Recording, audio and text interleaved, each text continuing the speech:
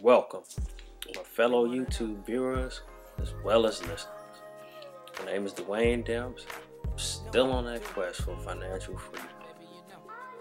Without further ado, let's get right to it. The book is right here. It's written by Robert Kiyosaki. It's Rich Dad, Poor Dad. It's a book we're all familiar with. This book first hit the shelves. I was in my junior year of undergraduate school, and I was sort of afraid. I was afraid to read the book was because I thought it was some type of get-rich-quick scheme, and I'm not really about that. But I removed that past judgment, put that aside, and read the book. I read the book, and the book starts off as Mr. Kiyosaki had got in contact with some people who he was introducing a board game to, and the premise of the board game was for the individual to play it as if it was similar to Candyland or Life, and you would roll a dice and you would have your piece and you would go around the board, and you would try to devise ways to get yourself out of the rat race. And I think that is a phenomenal game. I haven't seen it on shelves, but if it is, I would definitely be interested in having that board game at home. But with all that said, let's get to what the book is all about, in my opinion. Okay. Mr. Kiyosaki had a best friend, and his best friend's dad was a store owner. He wasn't rich at the time, and he had his father, who was very successful, in several degrees, and he had a very prestigious job, but he wasn't independent. He was working for the government at the time, and so he would take advice from both dads, and both dads would give him advice about life, about how to deal with situations, and also, most importantly, finances. Finances are important because it determines what type of lifestyle you're going to live.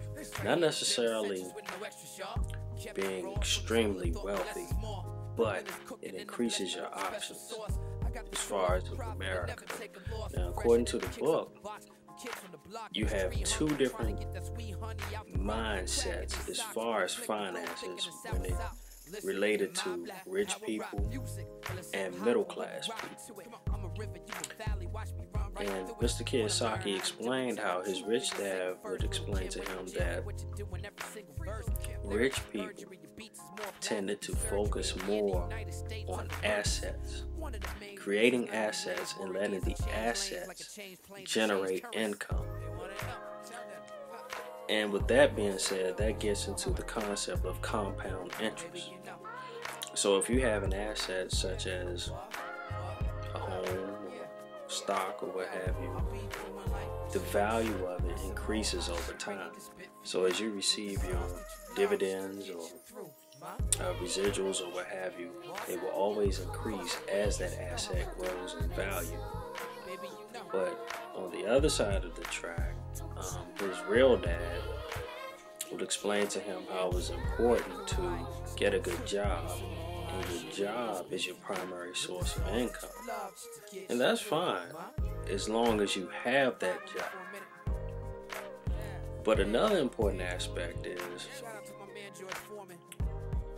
if you're middle class and you're working a job, but you make a lot of money, but you don't like that job, there's a tendency for that person to create more liabilities.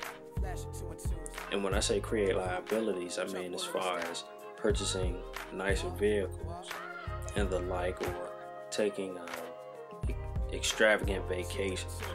Why? Because sometimes they may not like their job, but the belief is that, well, I make 6 figures, so I should be living this type of lifestyle. But the problem with that is you're capped off as far as how much growth in income you'll be able to receive.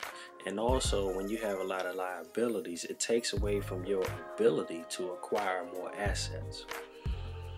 So that's a very important aspect. It's also 2 different mindsets. And another thing I like to touch upon is that you know, rich people and middle class people tend to buy luxury things in life, according to this book, and I believe it's true in my own opinion as well. But the difference is, rich people acquire the material things that they like as a result of the income earned through assets, whereas you have middle class and poor people who acquire the luxuries in life or material things directly from their paycheck. It's okay for the middle class or the poor person to acquire the material things, but what happens if another economic stress may force you to spend your money in another direction, which may be necessary? For example, high gas prices. So now you have people in a situation where they have to decide, okay, do I pay my mortgage, my car note, or do I buy gas? But on the flip side, the rich person who has assets, their assets can grow. So for another example, if you're renting out an apartment building, if you want more money, in most jurisdictions, and if you partner up with the right attorney or whatever, you can figure out ways where you can up your rent, or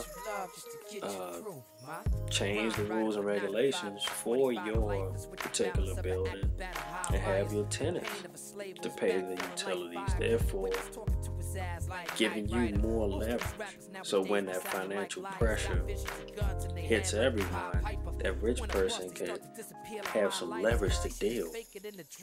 But when the middle class or poor person simply has a job, like I stated earlier, that person is capped off. So the only other outlet is to get a second job, which may take up more of your freedom, or you're in a situation again where you're begging for overtime, or you're working extra harder for bonuses and awards and so forth, and it may put you in a position where you may have to come out of character to do so. And so, you know, with that being said, that's my brief summary of the book. I would recommend that people read the book. Like I said, it took me a while to really remove my judgment and read this book and appreciate it for the lessons that it is teaching about not necessarily finances, but it also touches upon the subject of fear, anxiety, and all of those other interpersonal things that may prevent a person from believing that they can actually be financially independent.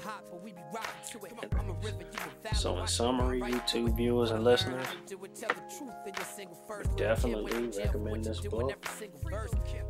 It's a good read. That's just my recommendation, but you can live your life how you choose. But I recommend the book. It's a good read. And I appreciate you guys for listening.